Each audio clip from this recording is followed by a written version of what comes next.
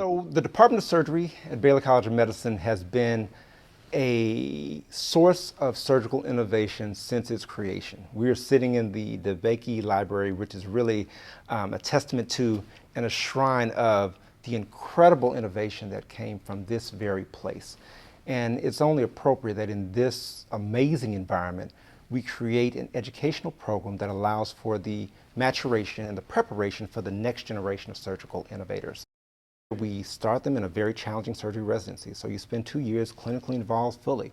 And their perspective is not only learning the practice of surgery, not only learning perioperative, intraoperative, postoperative care, but at the same time looking at it with a keen eye. What can be improved? What can be made better? What can be evolved? What's an unmet need? And then from there, we put them into an environment where those ideas can produce fruit.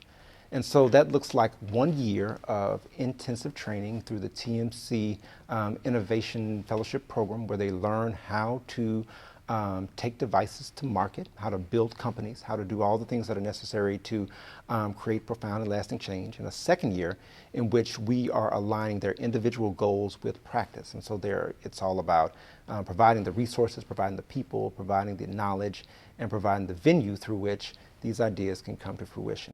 Our first one that did it developed a product that's now at Ethicon that's going to be produced and brought out to clinical medicine.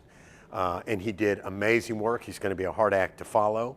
The next one is spending 2 years with Bivacor, the continuous flow total artificial heart, doing some amazing heavy lifting and some brilliant work, and will be participating in the first in human implantation of this device.